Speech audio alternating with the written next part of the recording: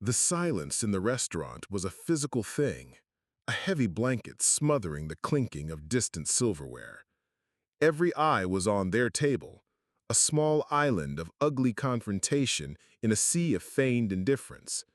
Tiffany sat back in her chair, a small, satisfied smile playing on her lips, while her friends avoided looking at anyone, suddenly fascinated by the patterns on their plates. Across from her, Mason stood perfectly still, his hands at his sides, his server's apron the cleanest thing in this whole sordid affair. Mr. Henderson, the restaurant manager, puffed out his chest, his face a mask of strained authority. "That is the final straw," he declared, his voice a little too loud. "You are fired. Now get your things and leave before I call security." The words hung in the air, sharp and final. For a moment, Mason felt the floor drop out from under him, the familiar rush of heat and helplessness that always came when the world decided to remind him of his place. He looked at Tiffany's smug face, at the manager's cowardly resolve, and at the other diners who were now quickly looking away, eager for the show to be over. This was it, the moment they had all been waiting for, the moment a hard-working young black man was put back in his place by a girl born with a silver spoon so large it warped her view of the world. But as he took a slow, steadying breath, something shifted inside him. They thought this was the end of the story, but they had absolutely no idea it was just the beginning. The evening hadn't started with a roar, but with the quiet hum of promise. 4 hours earlier, Mason had been in his small apartment, the scent of coffee still lingering in the air. He stood before the small mirror hanging on his closet door, adjusting the crisp white shirt of his uniform. His reflection showed a young man with tired but determined eyes. Underneath the uniform, he was all angles and coiled energy, the kind of energy he usually poured into his real work. On a drafting table, crammed into the corner of his living room, architectural plans were laid out under the warm glow of a desk lamp. They were designs for a new community center, a project he had poured his soul into for a citywide competition. The lines were clean, the spaces innovative, designed not just to be looked at, but to be lived in, to lift up the people who would use them. It was his dream, a tangible thing made of paper and graphite. He smoothed down his black tie, his mind on his younger sister, Maya. A text from her buzzed on his nightstand. "Good luck with the shift. Don't let the rich folks grind you down, LOL." He smiled and texted back, "Never. This is for us. Payday is Friday." Her education depended on this job. His future depended on this job. The Aria restaurant was a world away from the neighborhood where he grew up, a place of hushed tones, exorbitant prices, and a clientele that valued pedigree over personality.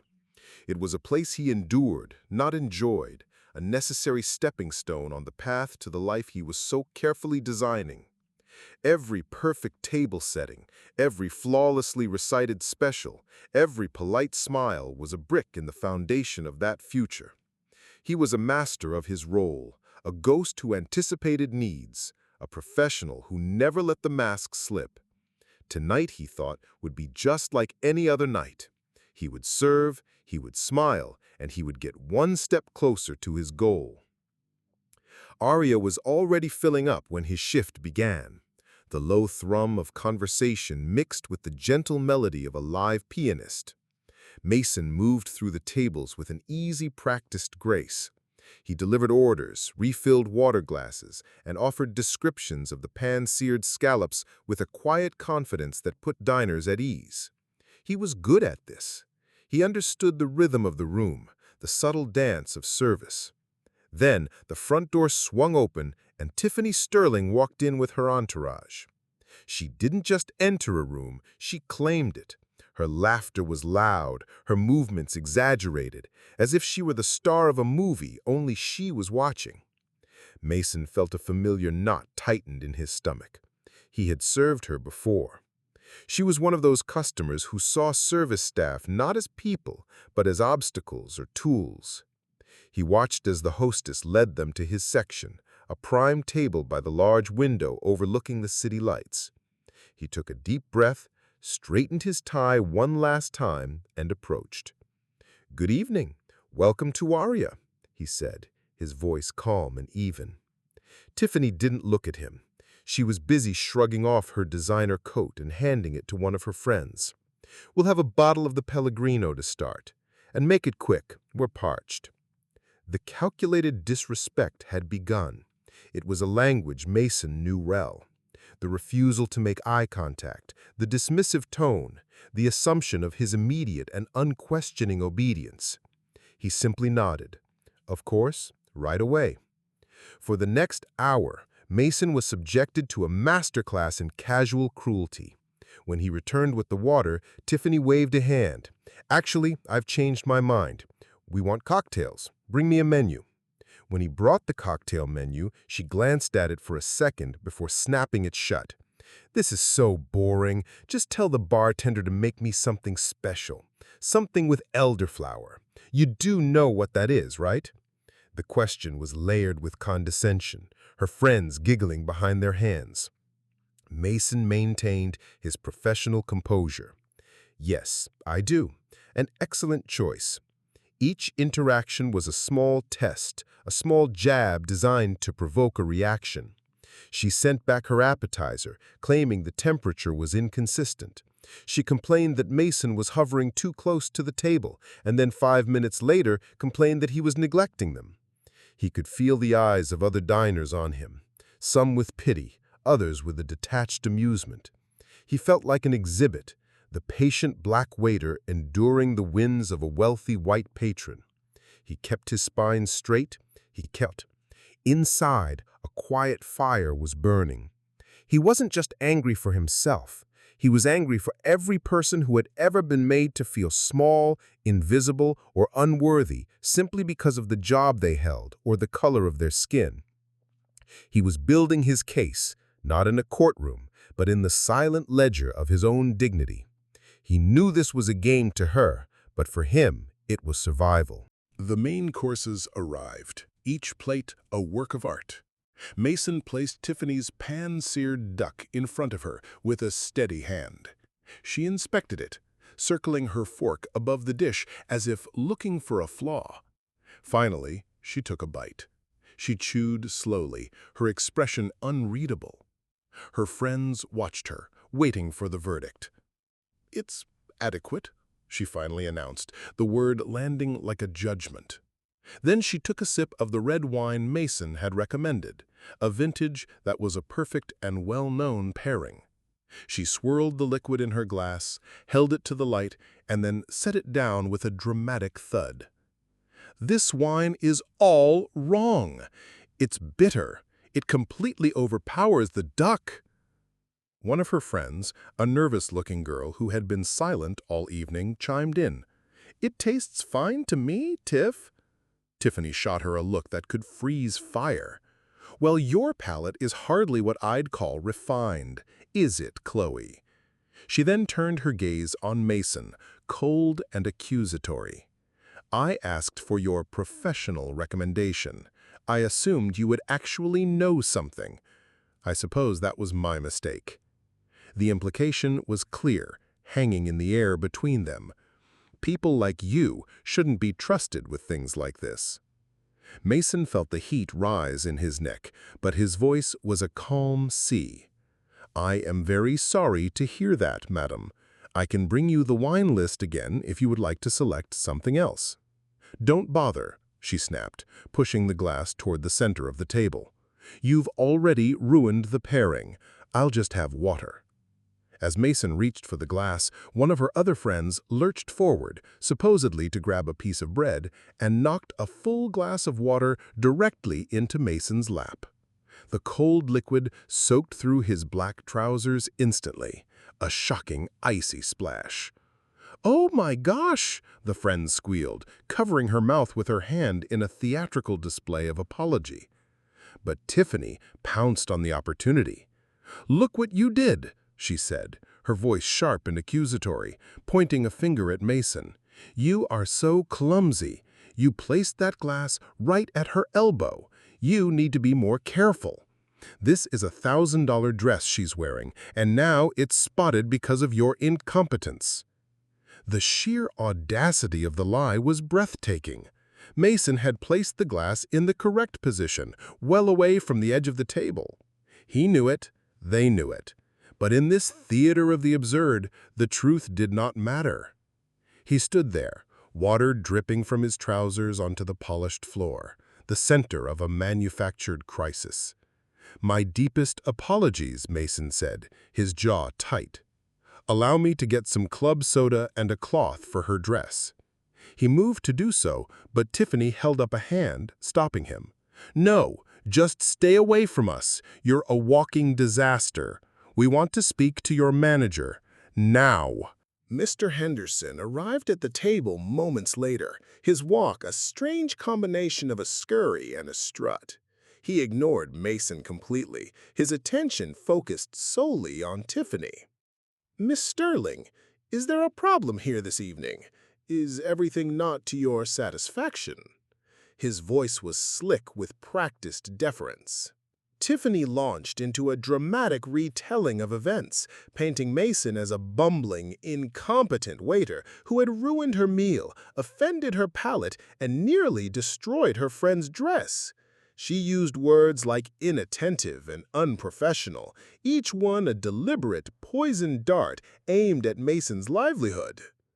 Mason stood by, silent and drenched, as his character was assassinated. He watched Mr. Henderson nod along, his expression one of deep, earnest concern for Tiffany's experience. Not once did the manager look at Mason. Not once did he ask for his side of the story. The verdict was in before the trial had even begun. "Miss Sterling, I am profoundly sorry for your experience," Mr. Henderson said, bowing his head slightly. "This is not the standard we uphold at Aria. Please, allow me to personally take care of your table's entire bill this evening. And dessert is on the house, of course. We will handle the staff member who caused this disturbance." The offer of a free meal, worth well over $500, was a reward for her behavior.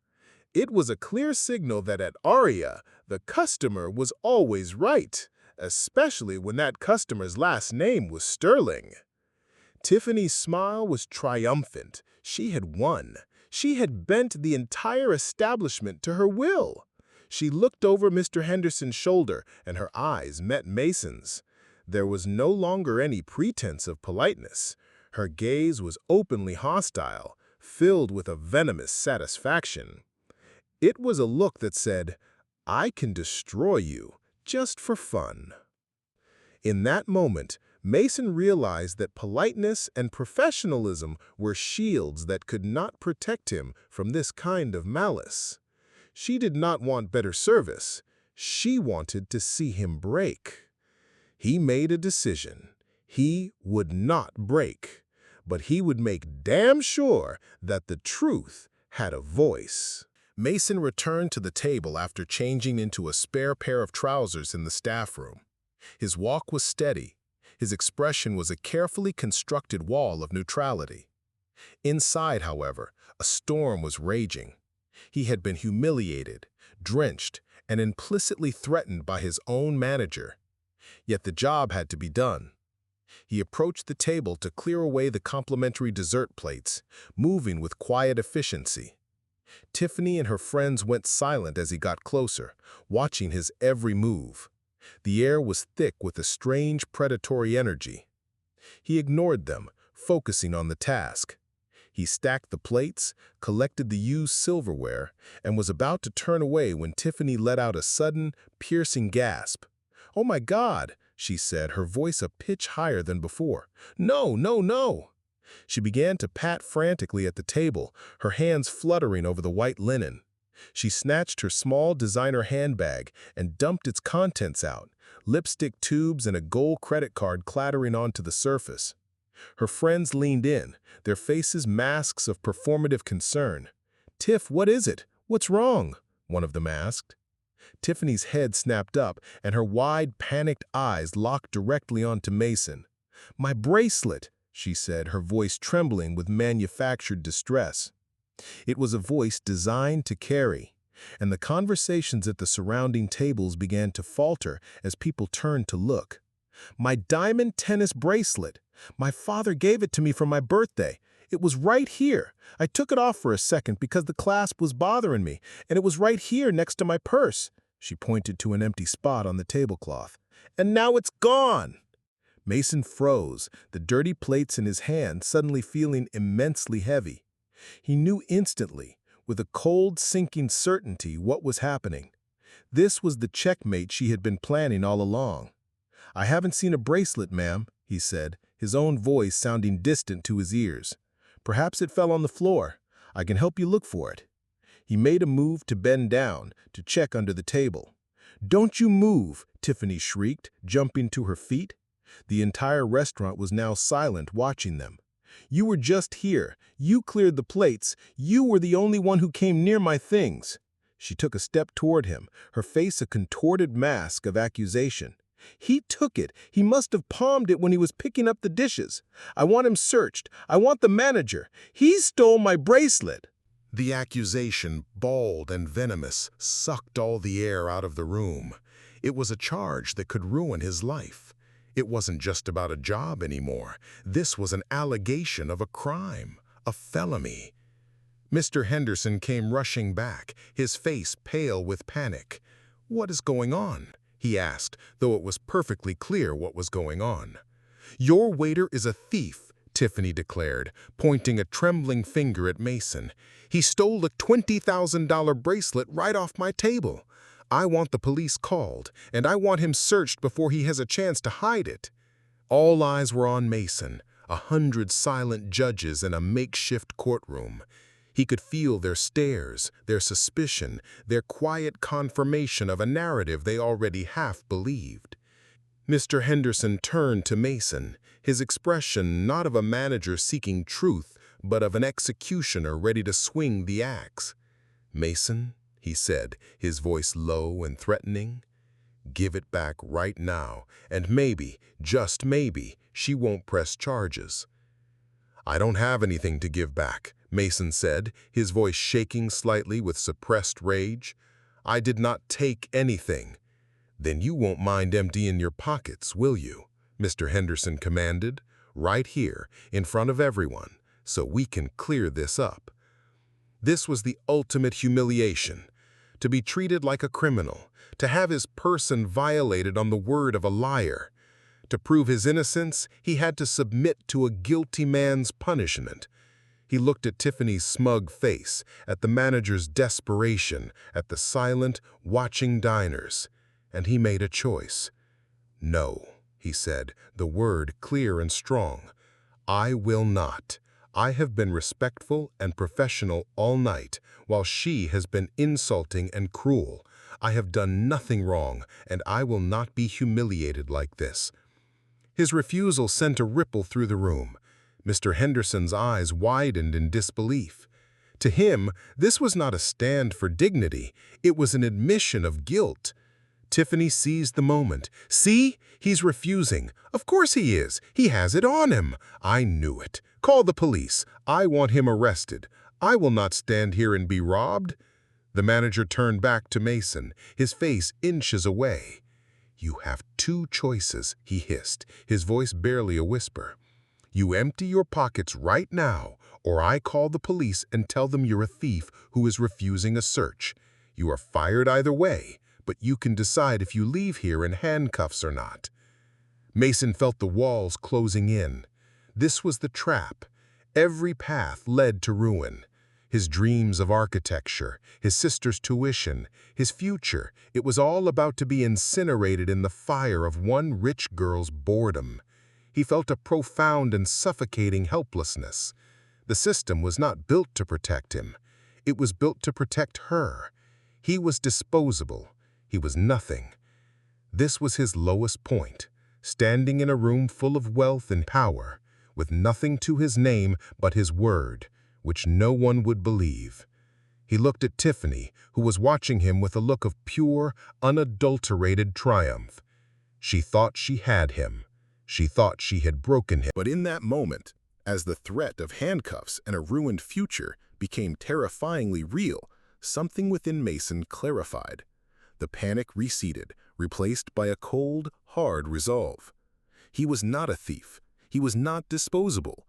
And he was done being a victim in someone else's cruel game. He had a voice, and he was about to use it.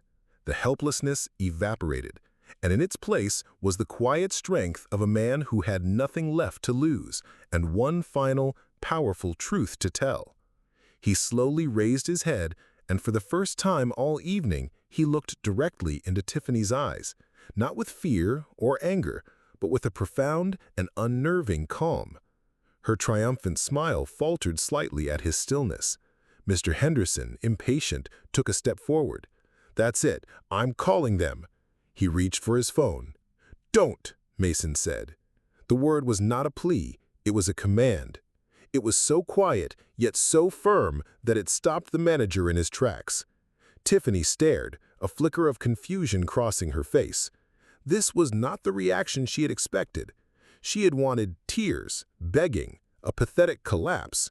She was getting something else entirely, and she did not like it. With a deliberate and graceful motion that seemed to slow time itself, Mason reached into the inside pocket of his uniform jacket.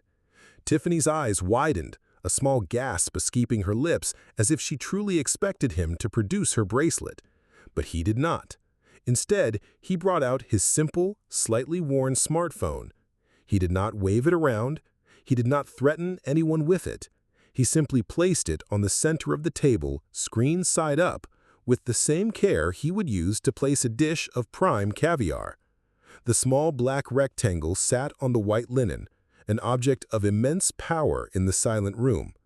"What is that?" Mr. Henderson demanded, his voice full of bluster. "What are you doing?" Mason looked at the manager, then back to Tiffany, his gaze steady. "About an hour ago," he began, his voice perfectly level and clear, each word carefully chosen. "After the incident with the spilled water, I came to a realization. I realized that in this room, my word would never be enough. My professionalism would not protect me. My dignity meant nothing. So I decided I needed something that would speak for me." Tiffany's face went from confused to pale. "What are you talking about? You're insane." "I am talking about the truth, something that has been in very short supply at this table tonight. My phone has been in my breast pocket, recording, for the last 57 minutes. It has recorded every word you said, every insult, every lie." A wave of shock rippled through the onlookers. Tiffany's mouth fell open. The color drained completely from her face, replaced by a splotchy, panicked red. "You can't do that," she stammered, her voice losing its sharp, commanding edge and becoming the whiny, uncertain voice of a spoiled child. "That's illegal. You cannot record me without my permission." "In this state, I can," Mason said calmly, though he had no idea if that was true, but he said it with an authority that allowed no room for argument. "And even if I couldn't, I think we've moved well beyond a simple breach of etiquette, don't you? You accused me of a felony. You were about to have me arrested. I think that gives me the right to present evidence in my own defense." Mr. Henderson lunged forward, his hand reaching for the phone. "Give me that. That is private property of the—" "Don't touch my phone," Mason said, his voice dropping to a low growl that made the manager flinch back as if he'd been burned. The power dynamic in the room had completely inverted. The scared, cornered waiter was gone. In his place stood a man in complete control of the situation. Mason's thumb pressed the screen. He didn't play the whole thing. He didn't need to. He skipped to a specific part of the recording. The audio was crystal clear. Tiffany's voice, shrill and mocking, filled the silent restaurant. "People like you should probably stick to what you know." The recording played. Then came her loud, false accusation about the spilled water. "Look what you did. You are so clumsy. This is a $1,000 dress she's wearing because of your incompetence." The sound of her own venomous words, stripped of her physical presence and played back in the sterile silence, was horrifying. She sounded exactly like what she was, a cruel, entitled bully. Her friends stared at their plates, their faces burning with shame. Tiffany looked around wildly, as if seeking an escape route. Her weapon, her social status, had been neutralized. She was exposed and she was losing. And just at that moment, as the recording of Tiffany's lies echoed faintly in the stunned room, the large oak doors of the Aria restaurant swung open. A man in a perfectly tailored suit stepped inside. He was in his late 50s, with graying temples and an air of quiet, indisputable authority. He paused for a moment, his eyes scanning the dining room, a warm, expectant look on his face. Then his gaze fell upon the scene at the center of the room. He saw his daughter, pale and panicking. He saw the restaurant manager, frozen in indecision. And he saw the young black waiter, standing tall and composed, with a phone playing damning evidence on the table in front of him. The man's brow furrowed in confusion and concern. He started walking toward them, his steps measured and purposeful. It was Mr. Sterling, the father, the developer, the man who owned half the city, and he was about to walk into a reckoning he could never have imagined. Mr. Sterling's arrival commanded immediate attention. The tension at the table didn't break, it sharpened, drawing into a single point around him. "Tiffany, what is going on here?" he asked, his voice calm, but carrying an authority that made Mr. Henderson visibly shrink. Tiffany saw her father, and her entire demeanor changed. The panic vanished, replaced by the righteous indignation of a victim who has just seen her rescuer arrive. She rushed to his side, grabbing his arm. "Daddy, thank God you're here," she cried, pointing a trembling finger at Mason. "This waiter, he tried to steal my bracelet. When I caught him, he started playing this ridiculous fake recording to try and frame me. It has been a complete nightmare." Mr. Sterling listened to his daughter, his expression unreadable. He looked at her frantic face, then at the nervous manager. Then his eyes settled on Mason. He looked at Mason not as a waiter, but as a man. His brow furrowed, and a strange look of recognition mixed with profound confusion dawned on his face. He took a step closer, ignoring his daughter who was still clinging to his arm. "You," Mr. Sterling said slowly, his voice dropping. "I know your face. You're MJ Peters." Mason, who had been bracing for another wave of accusations, was caught completely off guard. He had used his first initial, middle initial, and his mother's maiden name for the architectural competition to ensure it was judged anonymously. No one was supposed to know who he was. "My name is Mason," he said carefully, "but yes, I am MJ Peters." A slow smile spread across Mr. Sterling's face, a look of pure, unadulterated delight and awe. He seemed to have forgotten the chaos around him entirely. "I cannot believe it," he said, shaking his head. "I was coming here to meet you tonight. Your design for the Northwood Community Center. Young man, it was breathtaking. It didn't just win the competition, it was unanimous. The board was blown away. I was coming here to surprise you, to offer you the contract myself. I wanted to meet the genius who designed it." The words dropped into the silent restaurant like stones into a still pond. Tiffany stared, her mouth agape, her accusations against the thieving waiter turning to ash in her mouth. Mr. Henderson looked as if he was about to faint. The genius Mr. Sterling was here to celebrate was the same man he was about to have arrested. Mason felt a wave of dizziness as the unbelievable irony of the situation washed over him. The dream he had been working for, the very reason he endured these shifts, had just collided with the nightmare he was living. He looked at the powerful man in front of him, the father of his tormentor, and his resolve hardened. "Sir," Mason said, his voice ringing with a newfound clarity, "I am honored, truly.